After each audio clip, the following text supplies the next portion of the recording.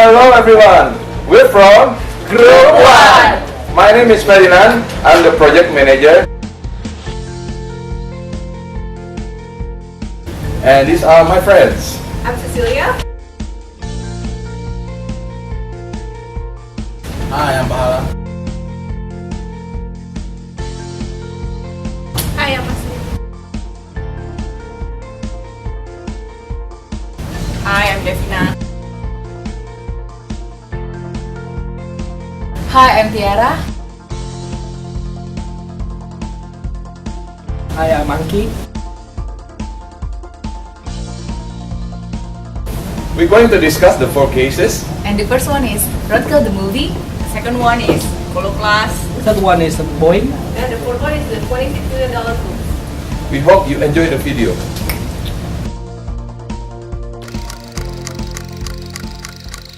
Okay, back in 1989, a team of movie enthusiasts from Canada began and finished a successful low-budget feature film called Roadkill. Roadkill was produced by Colin and Bruce, and it was a very limited budget film which was just produced under $200,000. The idea of Colin and Bruce as producer was making a documentary movie about a local rock band who was famous for putting up posters praising the use of drugs, and they had budget constraints and resources, but however they were doing unique and creative approaches in order to overcome the limitations and achieve the goal to produce the movie. And finally, the Roadkill was selected to open the Perspective Canada and also won $25,000 cash as the most outstanding Canadian film. From this case, the high points are Moscow and risk management. The project team had Moscow prioritizations, which we can see that the plan was well defined and they were executing the plan in a structured and also creative manner. They were able to prioritize what the must-have, which were script, cast, budget, resources, crews, publication, and good team management. And also they were able to prioritize what the code should have and what have in order to produce the movie, so they can achieve to be the winner at the end of the day. And also the high points is risk management, because they were good in managing risks. They recognize what might be the risk in budget and resources, and succeed to assess and control those risks in decision-making process. They deal with the risk of budget constraints and limited resources by arrange it as efficient as they could. And the learning points from this case is, the first one is excellent leadership. We can see that Colin and Bruce will succeed to managing the team, so they recruit the very right team, right person at the right time, and they also utilize social capital and networks in order to produce the movie, so they can deal with the limited budget. And also they had unique and creative strategy and approaches, so they eventually they got sponsors from OFDC, which was Ontario and Film Development Corporation. Any question or comments? Yeah, I have a comment. So I think in this project, the approach that they took is the agile approach, right? Because they have a fixed timeline and budget. They knew the budget has to be under 200,000 because they don't have more than that.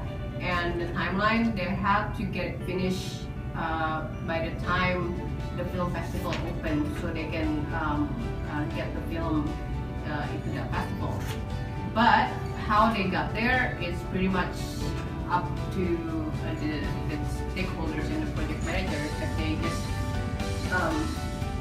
how they got there is basically they have to deal with whatever comes to their way. They don't have any fixed plan or anything, so but it worked pretty well for them. Thank you, Jess.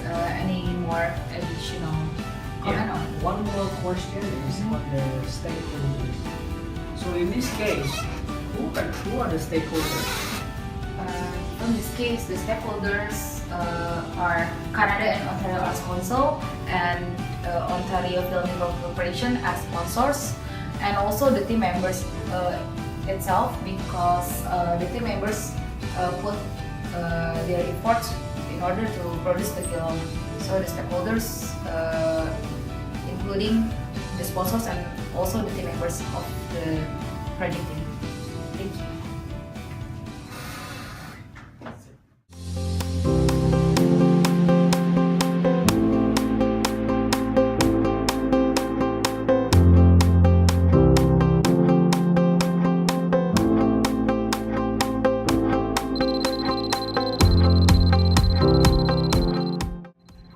Now we're going to talk about the Holoplast. It's a multinational company producing disposable medical devices. It has subsidiaries and warehouse in every part. And then the culture of the company actually allows the employees to come up with new ideas and do delegations or deliver their job and requirements. But then every decision making must involve the top management level, and it has to go through to a specific procedure. Currently, the company is implementing the just-in-time approach to produce its goods, so it has to be aligned within their integrated supply chains. So back in 1995, then some employees come up with some new ideas. That is to close down some of the subsidiary warehouses and to establish a centralized distribution center in Europe and to postpone some of their labeling. However, since there is the analysis went bad, this idea was turned down, but then it still exists. And a couple of years later, it reappeared again. It was proposed to the management, and then but then it was turned down again for the second time, even though it has going through some adjustments to their strategy. And lastly, 4 years later after that, finally the approach is approved by the management. Firstly, because there's the person involved in the project also advanced to the new management hierarchy, so it can support from the management, and also they are back with the good soundproof result analysis of the costs and benefits. Okay, so all of these things creates the company to undergo couple of phases, that is on learning, reviewing, aligning, and redirecting. So they only apply this strategy to various local sites.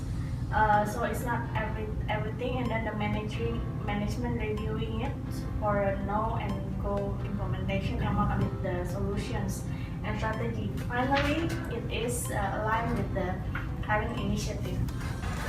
So we think that there's a suitability aspects in this project, because they're doing analysis prior the go or no go implementation on the field, and they also able to manage the change that is gonna impact it to the current strategy. So they involve with the people, and they also have a good result analysis backed by the third party assessment. So far, is there any questions or clarification that you want to make? Yeah, I have a question about the risk management. What is the impact of the new emergence strategy to Holoplast, and how they mitigate the potential risks? Yeah, and other thing about the traditional or agile approach management. Which one that you think class take for this one? Okay. I will try to answer 39 questions. The article doesn't explain in detail about the impact or result of the implementation of the project. But it clearly appears that in order to avoid or prevent the possibility of the company's internal turmoil, the implementation of any project that impact that implement in the big organization have to done gradually and through some process of assessment, including assessment from other parties. This is because in large organizations, especially at companies that have managed well and running well for a long time, it really takes training, especially the assessment of the risk that may impact during the project implementation and also after the project implementation. Clearly state that in its implementation also require guidance, supervision, and also continuous evaluation and objective monitoring. The originator of the idea or project leader should have a good ability in preparing the framework development and then choose a good formula team and also communicate the idea and then grab the support from the stakeholder of the company. How to make the stakeholder have a willingness to try and also want to experiment and also build the possibility of any risk that may be appear or raise during and also after the project implementation. So how the project can have a positive impact and also what is the advantage for the company and also what kind of efficiency that may be accomplished during and after the project implementation must be clearly underlined. Each level in the organization structure have their own parts. As to in certain states, the leader of the company already approved the project, but we still need all the staff in the field agreement so the project can be run well. Clearly described in this article that to propose this project, the team already raised the idea since 1995, and literally after 7 years, the project finally approved and then implement, although starting for a very small area of the company. However, any kind of project that may be implemented in a very big organization would require the willingness from all level of management and also their willingness to change. From there, we can take and measure the accomplishment and also the success of a project. That's all.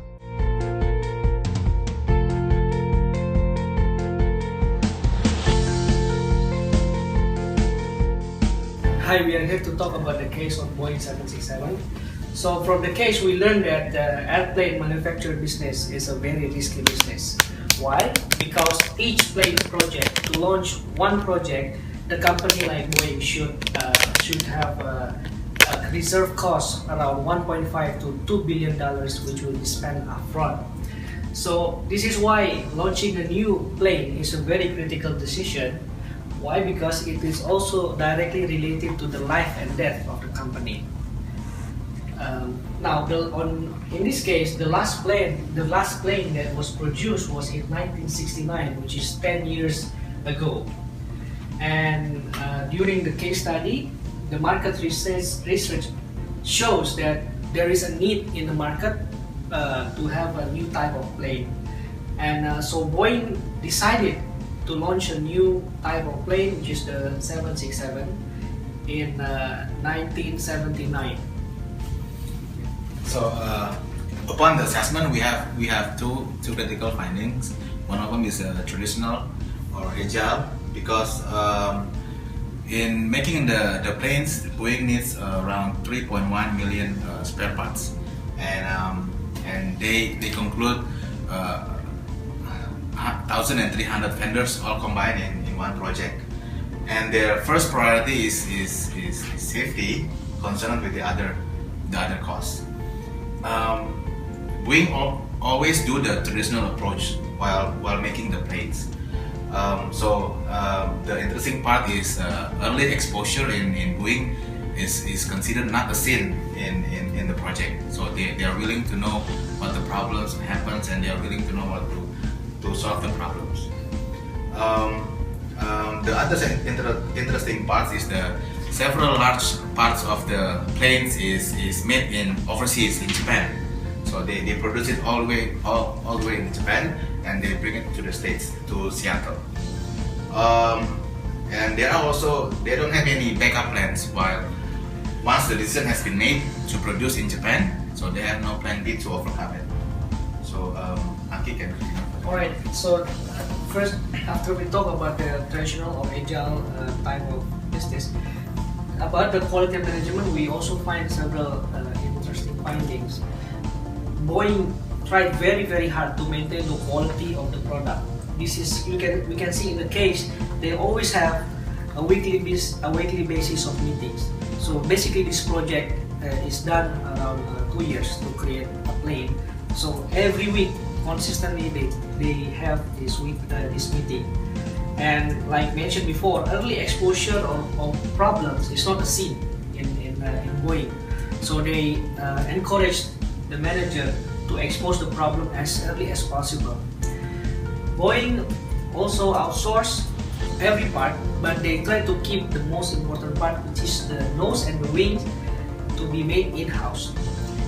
And one more thing to maintain the quality management is in the final stage of production of the plane, Boeing created some kind of a flight committee, and which will report to the CEO on daily basis for the last 6 weeks until the plane is ready for the flight test.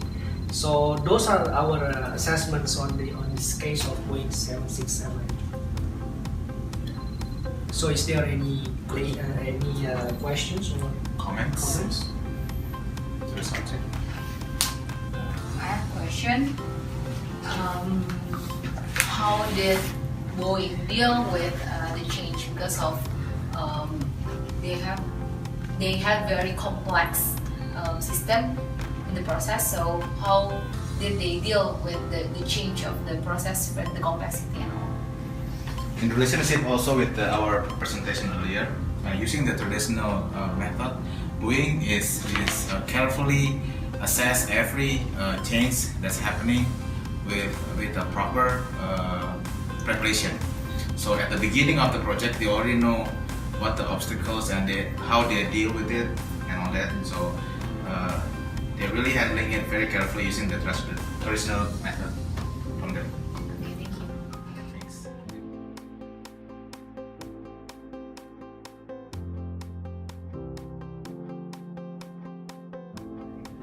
Alright guys, now we're going to talk about the $26 million Scoops case. Let's get started. So the project original plan is to build a stadium to hold a college basketball game. The college is the North Carolina State University. So this is funded by the North Carolina State using taxpayers' money as well.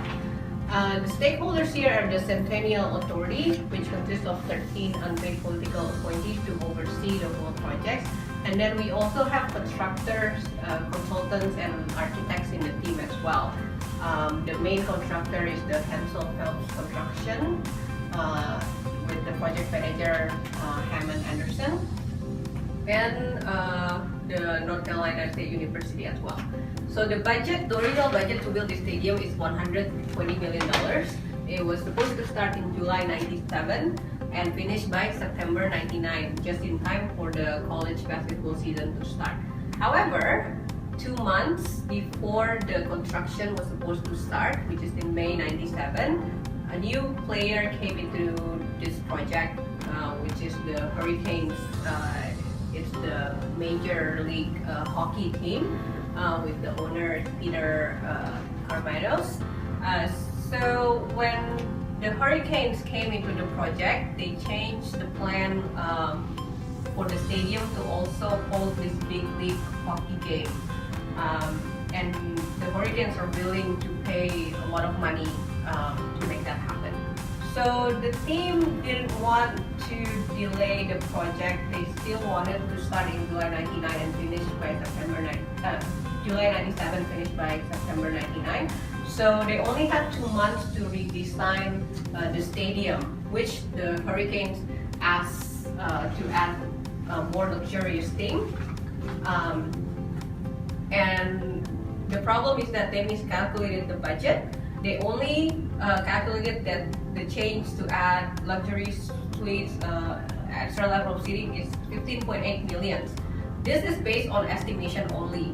They didn't take into account that in order to add these things, the foundation or the structure of the whole building must be changed as well. So the construction started in July 97, but the final design was not even approved. They're still in negotiation. And to make the long story short, the project was delayed and over budget by 26 million because of this underestimation of the budget. And we also found that from the communication management point of view, there's no clear direction between the team and absence of leadership. And also in the stakeholder management, we found that there's no accountability between parties involved and no leadership to manage and control all the stakeholders. Any questions?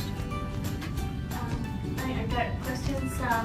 It's regarding, you just said about the communications breakdown. There's no leadership and all that. I'm pretty sure it's gonna disrupt the teamwork and executing the project. How can you explain more how the company is managing the conflicts and how to mitigate these issues? Obviously, they didn't adapt to these changes and manage the conflict very well, because when they had to make the change, they had to do it in a rush, actually in 2 months before construction started, and they didn't do any risk management. That's why the budget was under, and the conflict was not managed. The team was basically in the storming phase throughout the project. They blamed each other and they wanted to do what they want.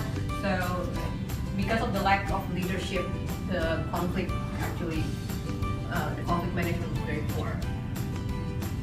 I have one more question. Can you explore more on the Moscow organization that you have mentioned before? The Moscow, we think that they actually didn't have that Moscow because they didn't prioritize well what is it that they want. At first it was a college basketball stadium, and then it has to hold a hockey game as well. But then they didn't prioritize what is the must-have and what is the should have, could have, and won't have. You know, they actually wanted to accommodate every request. Alright, that's it. Thank you.